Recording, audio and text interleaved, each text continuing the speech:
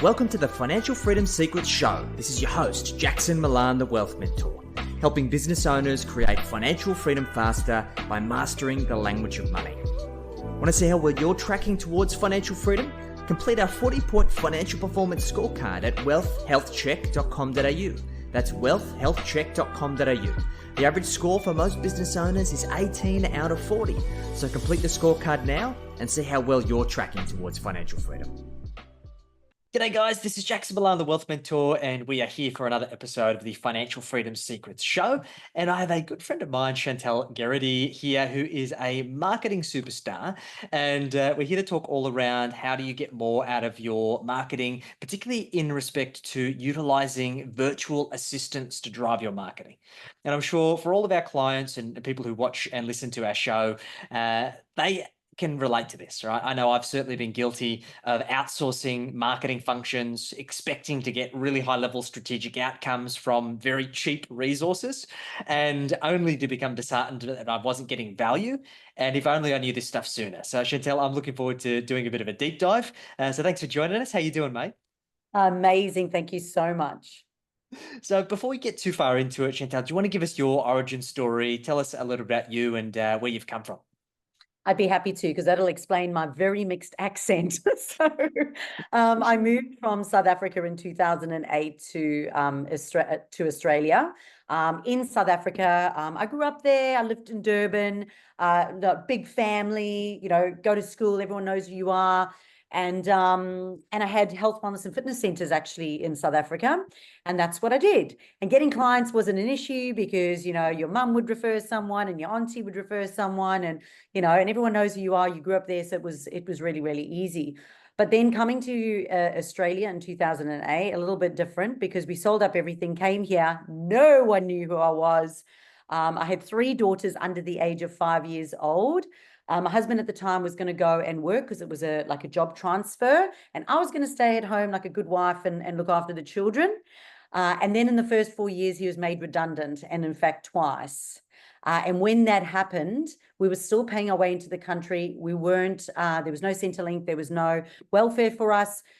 We had no choice but to basically make something happen. And I started playing on Facebook initially and was like, how can I meet people? I can't go networking. I can't get out and about with these kids, but how do I go and get a brand and establish myself in a marketplace, a saturated marketplace here on the Gold Coast? How do I go and do that when I don't have the Botox and the big boobs like the Gold Coast community? And how do I do that? And, you do you, boo, that's fine, but that's not me. But how do I go and I do that? And that's what happened. That's how I started. I went onto Facebook and stuffed around and did a whole bunch of stuff that was wrong until eventually I figured out that I could really create meaningful relationships with people and find my people. And within 5 years, I grew a 6-figure health, wellness, and fitness center on the Gold Coast. And that was without ads, without outsourcing, no tech experience at all, no marketing background, absolutely nothing. And then I had the issue of all the subcontractors within the health, wellness, and fitness center going, they couldn't pay me rent every week. They were like, I don't have any money. Like, I can't get clients. So I started running these meetups and saying, well, let me help you, to get more clients. And that's how I ended up getting into what I do now. So it's been a bit of a journey. I literally fell into it. Love it. And that's how the best things happen, it seems. The opportunity presents itself and we dive on it. And look, Chantal, what you've described is such a typical situation for so many business owners. Most business owners that we work with, they're experts at what they do, right? They're great technicians, right? They're great physiotherapists or great PTs or great tradies. And they rely on word of mouth and they almost wear that as a badge of honor. And they say, I don't market. I don't need to do anything to generate clients or leads, as if that's something that they should be impressed by. And then inevitably something happens, the phone stops ringing, or they're not growing at the rate that they want. So where does this come from in your experience? Why do business owners have such a bad relationship with the concept of marketing and generating leads? I think because they actually want to be a marketer. I actually think the only reason I got away with being able to get clients off social media is because it was social. So I think, people come to me and they go, oh, I'm not a marketer. And I'm going, good, because we don't want you to be. What we want you to have is create meaningful conversations with people that are logical and just just close the gap between how you don't know them to how you know them, and then, build that relationship with them and then offer them something they need. And I think this is where it goes wrong. The other thing where it goes wrong is that I think we live in a world right now where everyone says, if you don't like it, outsource it. And I think that robs people of the idea of, you still have to have the fundamentals in place. You've got to know what the heck you're doing. You've got to have the fundamentals in place with your strategy, your marketing plan, and everything else. And the last one is the quick fix. Oh my gosh, all the time, people go, I don't know how to market. I'm going to go do ads. I must do ads. And I'm like, if it's not working without ads, it ain't going to work with ads. So it's like, you have to get the foundation right. So I think it comes down to that for me, those three things. Makes so much sense. And this is the difference between outsourcing and abdicating. And we've spoken about this before. We see this with money as well. The clients that we work with, they try and abdicate responsibility around their money and their marketing because they're not a marketer and they're not a money person. And I think that couldn't be further from the truth. Those are two things that you need, skills that you must master as a business owner. And it's not as hard as people think. So in your experience, Chantal, what goes into a great marketing strategy for your typical service business? At the end of the day, an overall strategy is, and I'll explain it to you in my context, because this is what I actually worked out, is that I needed to feed my children. So when the money ran out at the end of the week, it ran out, and I knew I needed $1,000 a week in order to pay my rent, put fuel in the car, and feed the family, okay? And that's what I needed. So for me, then I looked at that $1,000 I needed and went, what is my genius, my zone of genius? How can I package that zone of genius up? Then I go, who's going to actually appreciate that and be happy to pay that? And who are those people? How do I effectively communicate to them online, and where do I find them? And how can I continue that conversation with them and build that know, like, and trust? And in essence, that is an overall strategy of, so it comes back to money. And this is why you and I connected so well with this, because for me, it came down to money. It came down to counting tiny teddies into packets for my children, when the money was going to run out. So, and that's an overall strategy. And I think what happens is people go, I've got a business and I've got a product and I've got whatever. They don't really look at how they're pricing it. They don't really know how to communicate it. They don't really understand the customer's buying habits or the buyer's persona. They don't really understand like the convincers that they've got to use, or the know, like, and trust that they've got to add in, and the rest, and they're just winging it. They're just absolutely winging it. I call it just spitting out content, hoping something's going to stick. And that's exhausting. That ain't fun. Having a strategy is much more fun. I agree. Because it's not, if it's not congruent, it's never going to land. And I think that's the biggest problem, right? People are overwhelmed by choice of what they do. And usually that leads them to then hiring a virtual assistant who's typically a marketing manager. And then they just go, hey, here's the marketing function, go and handle it and generate me leads. Let me know when the phone rings. Why doesn't that work, Chantal? Like, why can't you just outsource your marketing to a VA in the Philippines? Well, another story, because I love my story. So how I first worked this one out was I was called in to train a whole bunch of wives, because the husband decided that because the wife could post what she ate for breakfast that day and her cup of coffee and her margarita on the weekend, suddenly the wife was the best person to now go and generate leads for the business. So what happened was we had unhappy husbands and unhappy wives because they weren't performing, many of them sleeping in different bedrooms. And I'd get a phone call to say, Chantal, can you fix this? Because we're like wanting to kill each other right now. And that for me is when it first like started to land that, just because somebody has got the role of it, you still have to have those fundamentals, this overall strategy of what you do. Now, when we start outsourcing to offshore and we go overseas, because it's a completely different thing if we're outsourcing to Australians, but similar concept, it's all about effective communication and language, whether or not you're Filipino or Australian.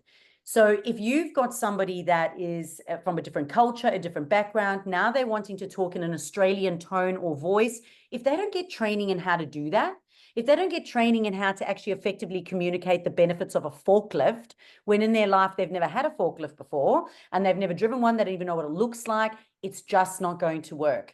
And I'll remember the biggest, such a big example of this is actually two Australian marketing managers were employed for almost a year. It cost the company, I think, 70K for each of them. And it was an Aussie skip bin company. And they called me in and they said, look, we're tired of not getting results. Can you train these two managers? And I went, yeah, sure. Let me have a look at this. And I said to the business owner, you got to sit in on the first meeting at least. And he was like, he didn't show for the first meeting, even though it was a requirement, which says a lot, right? Anyway, get the marketing managers. And when I started to ask them what this Aussie skip bin thing was, they thought that people were actually buying bins. Like they were buying those big bins that sit outside your house. They didn't understand the concept that the person would actually go on when they had a whole bunch of refuse at home, go and then buy a bag, get the bag delivered, then go and get them to pick up the bag inside the skip bin. So for a whole year of paying, 70K per marketing manager, these two people did not actually know what they were selling. No, I don't blame them. Sure. I do not blame them.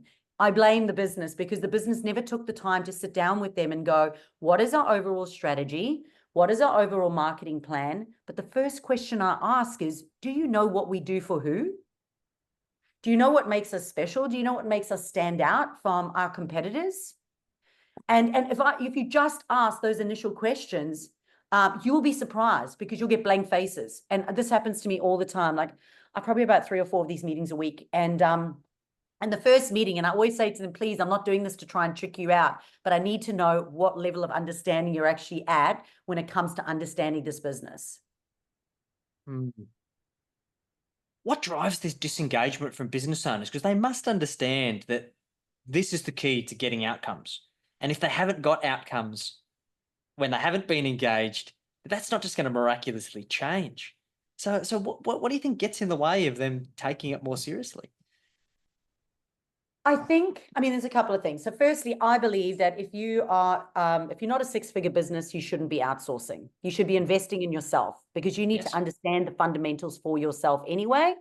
And I think the second part is we live in a culture right now where if we don't like it, we get told to outsource it. So if you look at the olden days with all the, Walt Disneys and whoever, and they used to sit for hours and months inside garages and build things. They weren't going out for cappuccinos and drinking margaritas every time. They were actually knuckling down and working. Whereas now we live in a world where it's like freedom lifestyle. But the thing is that you have to work up to it. It's a process. You can get there, but there are no quick fixes.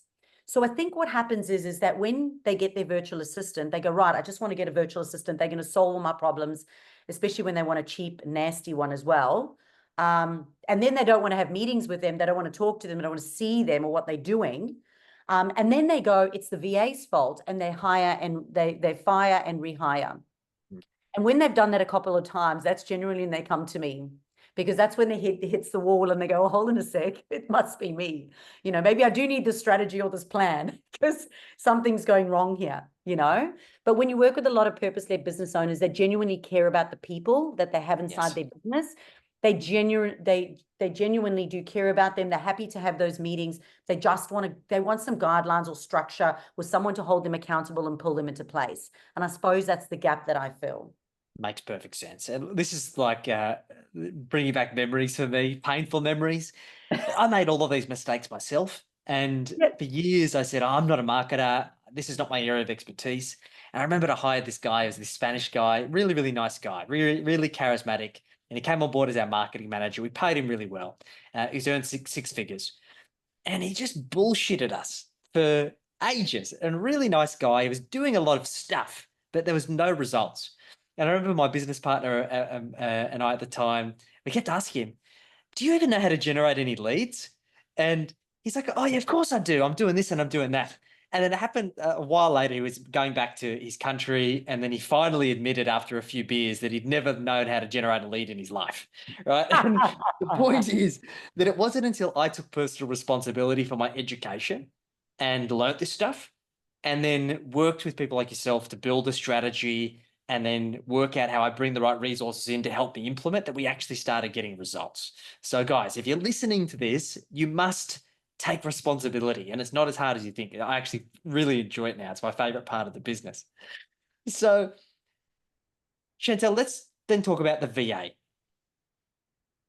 how can VAs work really well in a business when it comes to building the marketing function? Where have you seen it generate great results? You know what they say, just you've got to find somebody that's got a great attitude. So experience is not necessarily a factor, because I've had many that have come to me that have been experienced, and they've been experienced in a certain area, but they weren't trained right. So then you've got to untrain them. So sometimes that can actually be a little bit more problematic, unless they're open to learning and change. The other thing is around giving them permission to speak up. So every VA that I have on board with me now, and all those that I'm fortunate enough to train and work with, I always say to them, you are the expert in areas, and I want you to show me your expertise. So I give them permission to problem solve, and I give them permission to speak up as well. But the most important thing, I think, is that I give them time. What I've realized as well is that if you actually allocate specific time, because when I first started, they used to bug me all the time, and I'm talking about my personal VAs. I got bugged from 9 till 5, Monday to Friday, sometimes on weekends. And I was like, this is not sustainable. I can't do what I need to do. So when I went, right, we've got an hour on a Monday, which is a goal setting, and we're going to go through our goals and your projects. You can ask me all your questions. You've got an hour on your Friday. What did you do? What did you struggle with? What were your wins? What do you need support with? I found that my Tuesday, Wednesday, Thursday was so much more freer, and everybody else felt more empowered. So I just went, if it's in your diary, it's more likely to happen. So when they've got those boundaries, I think sometimes they better. The other thing too, which is again, a funny story I can tell, is most of you, if you understand DISC profiling, you would have already worked out I'm a D personality type. So I'm outcome focused. So the first thing I do when I interview virtual assistants, I've got to make sure that they can work with a D personality type. And I know that I can't work with an S personality type. So the other thing is, communication styles is kind of fun. Have that sort of conversation with the business owner and with your team, so we can laugh at that and go, yeah, that makes sense. Now I understand why you like that. You're not trying to be a D, you are a D, but that's just how you are. And then we learn to talk in each other's sort of languages. Now, the other weird one, which someone said to me actually at Business Blueprint Conference recently, that they were like, they've never heard about this in business, but I use it and it's great. Love languages. Okay. When you understand the love languages and you start to pick up on whether or not they are words of affirmation, acts of service, quality time, gifts, there's another one there, and physical touch. Those are the 5. You can look it up. It's not mine. When you go look at those, and I can straight away know which virtual assistant likes that, all I know is to just sprinkle them a little bit of what they like. And it makes such a difference. And even for me as a D personality type, that is not an effort, it's a thought on my side. It's something that I choose to do now, because I know that it's going to support my overall relationship with my marketing managers, with my virtual assistants, and it's going to make a much funner environment for all of us. It's not me not being me, but it's me just taking the time to really give them a little bit of love in their language. Makes a lot of sense. Cool. Great. So when it comes to delivering outcomes around marketing, at the end of the day, business owners are engaging in this process. They're doing marketing because they want to generate leads. And most are disheartened because whatever they've done in the past hasn't generated leads.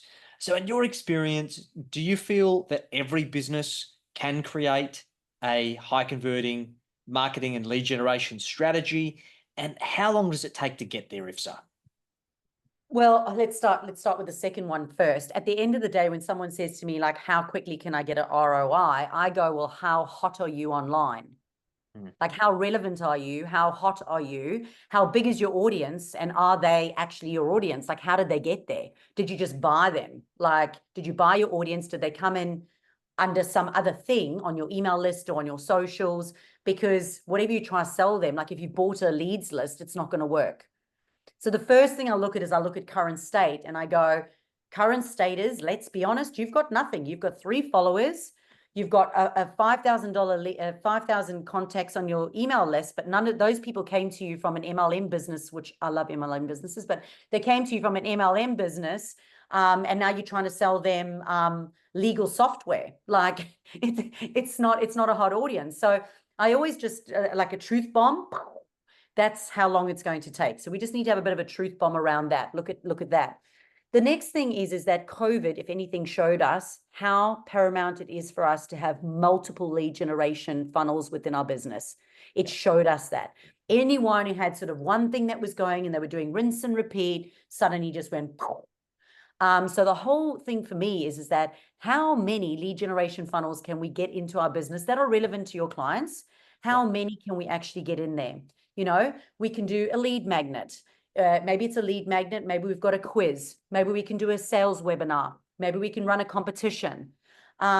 And at least if we've got these multiple funnels set up, we can then go in and tap into those. So in social media, we've got stuff to play with, to engage our audience, to draw them in, hooks to draw them in. You could do mini challenges.